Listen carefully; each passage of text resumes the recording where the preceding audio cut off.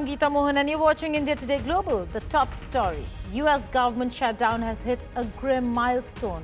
36 days and counting, the longest in American history, and Americans are feeling the pain.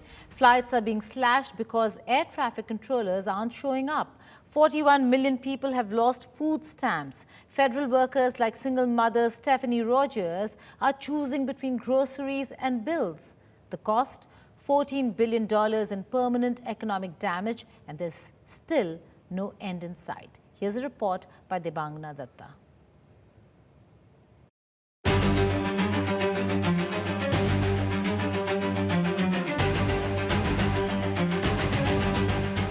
"36 days. That's how long the United States government has been shut down. It's now officially the longest and most damaging shutdown in American history. But this time, something is different. This isn't just about delayed services or closed museums. This is about a president caught between his words and his actions. President Donald Trump has publicly acknowledged the damage. Countless public servants are now not being paid, and the air traffic control system is under increasing strain.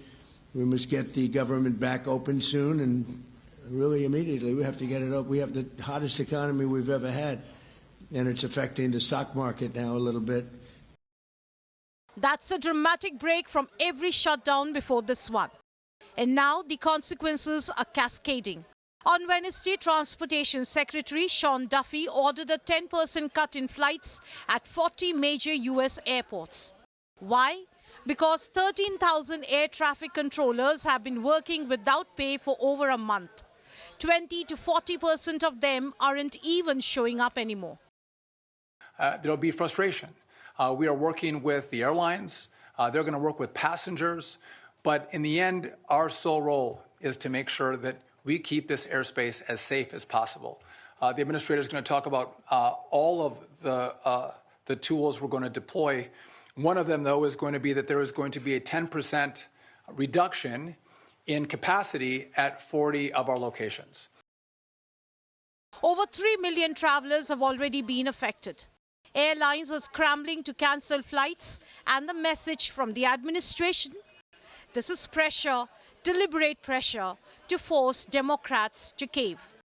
But behind these numbers are real people. People like Stephanie Rogers. She's a microbiologist at the FDA in Colorado. A single mother of two, and she hasn't been paid since October 1st. I can't pay my bills. I don't know how to balance my bills because how long are we going to go determines how long my money will last. She's rationing food, raiding her retirement savings. Her unemployment claim was denied due to a coding error. And she's one of 1.4 million federal employees in this exact situation. 41 million Americans have lost their food stamp benefits. Economic data has gone dark. The government can't even release the monthly jobs report. Goldman Sachs estimates this shutdown will cost the U.S. economy up to $14 billion in permanent losses. And still no end in sight. This isn't just a government shutdown anymore.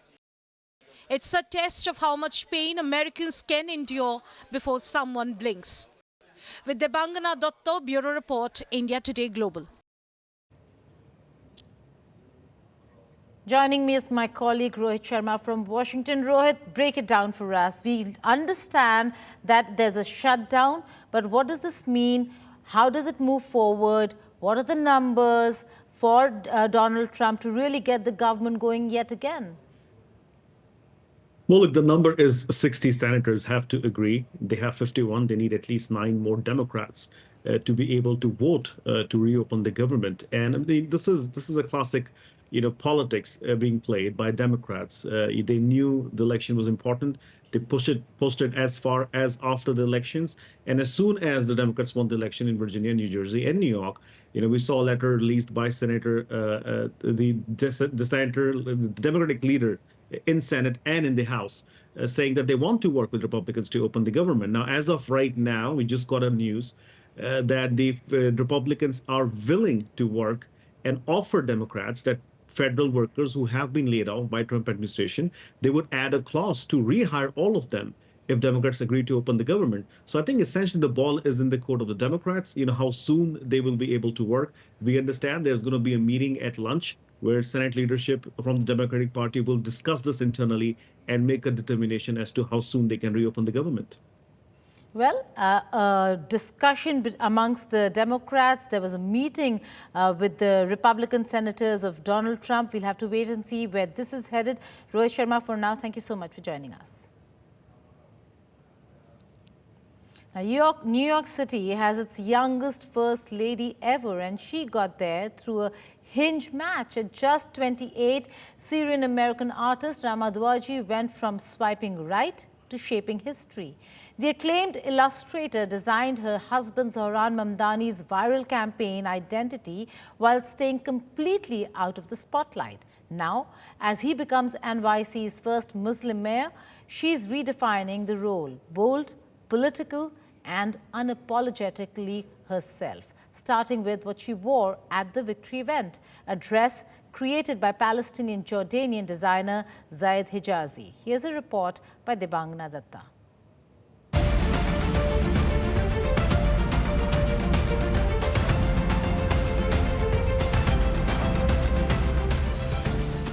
Meet Rama Duwaji. At just 28, she's about to become the youngest First Lady New York City has ever seen. But here's what makes her fascinating. She did not want any of this attention. Duwaji is a Syrian-American multimedia artist based in Brooklyn. And she's not just any artist. Her work has appeared in The New Yorker, The Washington Post, BBC, and London State Modern. Her illustrations explore identity, sisterhood, and Middle Eastern themes. Bold, political, unapologetic. She earned a master's degree from the School of Visual Arts and describes her work as examining the nuances of communal experiences through drawn portraiture and movement. Now, how did this acclaimed artist end up as New York's First Lady? A dating app, specifically Hinge. In 2021, Rama and Zohran matched, and as Mamdani later joked, there is still hope in those dating apps. By October 2024, they were engaged. That December, they had a lavish nikah ceremony in Dubai, overlooking the Burj Khalifa. All white florals, sunset views, pure romance. Then came a quiet civil ceremony at the New York City clerk's office. Just the two of them and a photographer. Simple and intimate. They followed it up with a 3-day celebration at Mamdani's family estate in Uganda. But Duwaji did not just marry a politician. She helped create one. Behind the scenes, she was instrumental in designing Mamdani's entire visual identity. Those bold campaign colors, yellow, orange, pink, that became his signature, her influence. She managed parts of his viral social media strategy, helping craft the creative tone that made him stand out. Yet, she stayed almost completely out of the spotlight. So much so that opponents accused Mamdani of hiding his wife. His response, direct and fierce. You can critique my views, but not my family. On Tuesday night, Zohran Mamdani made history as New York City's first Muslim mayor and its youngest in over a century. In his victory speech, he called Duwaji Hayati, Arabic for my life, telling her there is no one I would rather have by my side. As the city celebrates, attention has turned to Duwaji's own political voice. Her artwork has long highlighted Palestinian solidarity, criticized what she calls Israeli war crimes, and condemned American imperialism. She's used her platform to support activists like Mahmoud Khalil, a Columbia graduate facing deportation over his Palestinian advocacy. An artist's duty is to reflect the times, she said, quoting Nina Simone. I believe everyone has a responsibility to speak out against injustice. So as Zohran Mamdani prepares to lead America's largest city, Rama Duwaji remains exactly who she's always been. An artist who lets her work speak louder than any title ever could. And at 28, she's redefining what it means to be First Lady on her own terms. With Debagna Datta, Bureau Report, India Today Global. Days after US President ordered the Department of Defense to immediately resume nuclear testing and testing of nuclear weapons ahead of his meeting with Chinese President Xi Jinping in South Korea's port city of Busan, Russian President Vladimir Putin followed suit. While speaking to his Security Council, the Russian president said, should the US or any signatory to the Comprehensive Nuclear Test Ban Treaty, that's CTBT, conduct nuclear weapons tests, Russia would be under an obligation to take reciprocal measures. Moscow has not carried out the testing of nuclear weapons since the collapse of the Soviet Union in 1991. But tensions between US and Russia have escalated over Trump's growing frustration in bringing Putin to the table and ending the Russia-Ukraine war. Россия всегда неукоснительно придерживалась и придерживается обязательств по договору о всеобъемлющем. Russia has always strictly adhered to its obligations under Comprehensive Nuclear Test Ban Treaty, and we have no plans to withdraw from them. At the same time, as I stated in my address to the Federal Assembly in 2023, should the United States or other treaty signatories conduct such tests, Russia would be compelled to take appropriate reciprocal measures. The US fired an unarmed intercontinental ballistic missile, that's an ICBM. The Air Force Global Strike Command said it conducted the test of an unarmed Minuteman III ICBM from the Vandenberg Space Force Base. Now, the test, designated GT-254, evaluated the ongoing reliability, operational readiness, and accuracy of the ICBM system. The unarmed rocket landed near the Ronald Reagan Ballistic Missile Defense Test Site in the Marshall Islands. On the 30th of October, President Trump ordered the Department of War to resume testing of nuclear weapons after a gap of 33 years.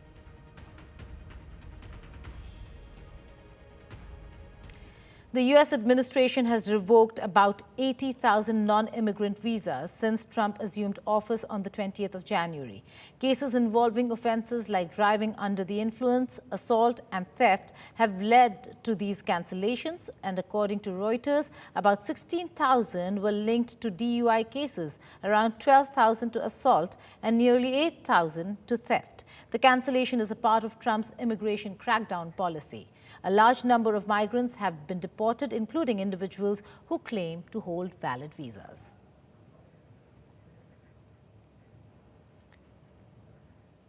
Now, Tesla CEO Elon Musk could become the world's first trillionaire or might risk to walk away entirely. This would be decided in a Tesla shareholders meet where a key vote on Musk's new package will take place at that annual meeting. But the added risk is when the company had warned that Musk may pursue other interests if the paycheck were denied.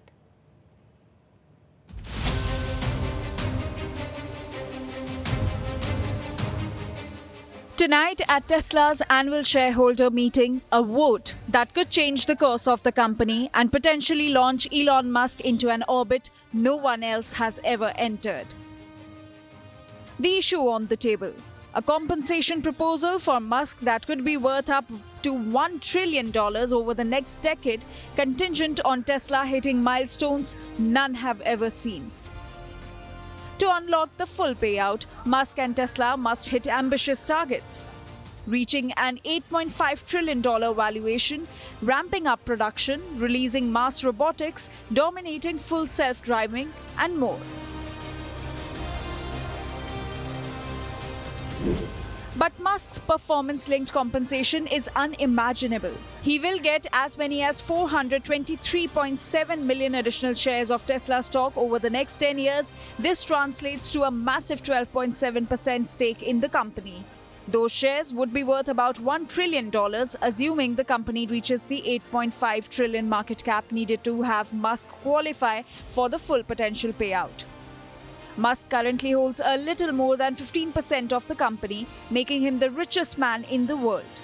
Other big investors include Vanguard, BlackRock, State Street, Geode Capital, Capital World and Norges Bank Investment Management. But not everyone's on board. Norway's sovereign wealth fund, Norges, the 7th largest institutional shareholder in Tesla, has declared it will vote against the package. In a statement, it said the sheer size, dilution and risk are too much. The biggest US public pension fund, the California Public Employees Retirement System, or CalPERS, is also opposing the move. On the flip side, Tesla's board and Musk say that this vote is critical. Chair Robin Denholm says if the vote fails, Musk might walk, taking the company's momentum with him. If the proposal is approved, Musk's share could rise from around 15 to 16% today to more than a quarter of Tesla's voting power, giving him unprecedented control. Analysts warn a negative vote could plunge the stock more than 10% amid leadership uncertainty. Meanwhile, markets expect the 54-year-old Musk to get his way. On Wednesday, Tesla shares rose more than 4% against the S&P 500 and Dow, which were up only 0.5%, a hint that market is bracing for something big. For Tesla, the stakes aren't just about one man's payout. It's about how the company positions itself for the future of mobility, robotics, AI, and whether investors believe Musk is the one to lead that charge. Bureau Report, Business Today TV. That's Pakistan for you. Its latest drama, clean chits, blame games and border fire. Asim Munir's image polished, Faiz Hamid vilified and Ishaq Dar breaks the silence. How long before Pakistan's denial turns into self-destruction? That's our statecraft today.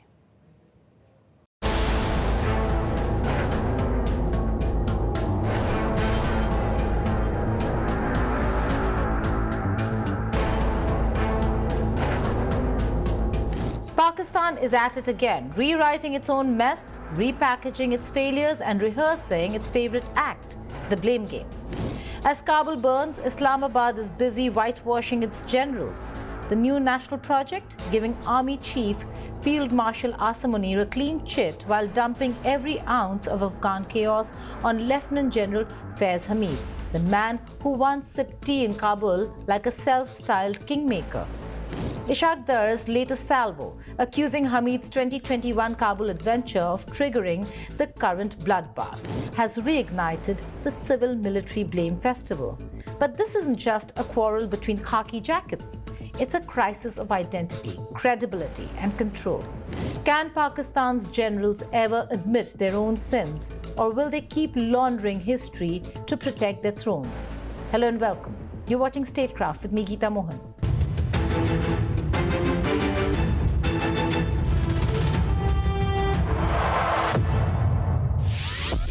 For decades, Pakistan's Afghan policy has been written in the ink of duplicity. Jihad for depth, diplomacy for dollars, denial for damage control. From the ISI's Soviet-era experiments to the Taliban's rebirth under its shadow, Pakistan's fingerprints are everywhere. Now, as terror bites back and the Tehreek-e-Taliban Pakistan bleeds Pakistan, the establishment wants to turn one tea photo into a national scapegoat. Faiz Hamid's visit is the new national excuse. But can Islamabad really wash away 4 decades of strategic miscalculations by blaming one man's cup of tea? It was meant to be symbolic. The ISI chief casually sipping tea in Kabul days after the Taliban seized power in 2021. The world saw confidence. Pakistan saw triumph. But behind that smug smile, history was already brewing its revenge. The Taliban's return, aided by Pakistan's silent applause, unleashed what the generals feared the most, the rebirth of TTP, the monster they had buried but never killed. When Ishaq Dar quipped that Hamid's engagement or the cup of tea came at a great cost, he wasn't exaggerating. The cost has been paid in Pakistani blood. Dozens of soldiers dead, cities rattled, borders burning, and yet, instead of rethinking its policies, Pakistan has chosen to rewrite the narrative. Faiz Hamid is now the villain, Asim Munir the savior. The system remains the same. It's not an investigation, it's image management. The Pakistani establishment is desperate to shield Field Marshal Asim Munir, whose tenure has been haunted by a violent resurgence of militancy and a diplomatic deadlock with Kabul. So the formula is simple: shift the blame to Hamid. Pin every blast, every bullet, every border clash on one man's 2021 adventure. The army's loyal mouthpieces have begun the chorus. Hamid's Taliban outreach failed. Hamid emboldened radicals. Hamid underestimated the TTP. Meanwhile, Munir, the disciplined reformer, is portrayed as the man cleaning up his predecessor's chaos. It's a convenient fiction, but in Pakistan, fiction is often the foundation of national policy. To understand this drama, rewind to the 1980s. Pakistan turned itself into the world's jihad factory, channeling American dollars and Saudi ideology to fuel the anti-Soviet resistance. The ISI learned one lesson: control Afghanistan or lose your strategic depth. When the Taliban rose in the 1990s, Islamabad, or particularly Rawalpindi, backed them as friendly rulers who would keep India out. The logic was crude but clear. A pliant Kabul meant a stronger Rawalpindi. That playbook survived 9/11, the US invasion, and every regime change in Islamabad. Even as Pakistan joined the war on terror, it never stopped playing both sides. One detail enrages Islamabad more than any border clash: India's re-entry into Afghanistan. While Pakistan fumes, New Delhi quietly upgrades its mission in Kabul to an embassy, signaling renewed engagement and influence. For Islamabad, this is the ultimate nightmare, the very scenario it spent decades trying to prevent. And ironically, it's the direct result of its own policies. By alienating the Taliban and alienating itself, Pakistan has opened the door for India to step in. It's poetic justice and geopolitical karma. Today, Pakistan stands at a crossroads it has crossed too many times. One path leads to introspection, the other to another cycle of war and denial. Khwaja Asif's warning of war isn't new. It's the same tired refrain that has haunted Pakistan's foreign policy for 40 years. From the Soviet war to the American one, from Taliban to TTP, Pakistan's Afghan adventures have only brought instability home. The guns may go silent in Istanbul, but the real war, the one within Pakistan's power corridors, is far from over. So the question isn't whether peace talks will succeed. The real question is, will Pakistan ever stop fighting itself? The story began with a cup of tea. It ends with a river of blood. Faiz Hamid may be the face of failure, but he's not its author. The system that created him still runs unchecked, protected by propaganda, polished by politics, powered by paranoia. Asim Munir's clean chit may clear him on paper, but on the battlefield, in the markets, at homes of the fallen, the verdict is already written. The Afghan crisis isn't just about Kabul's defiance or Hamid's missteps. It's about Pakistan's addiction to denial. And unless that addiction breaks, there will be no end to this war, not with Afghanistan, not within Pakistan, not in our lifetime. That's all on this edition of India Today Global. Stay tuned to India Today for all the latest news and updates. Goodbye and take care.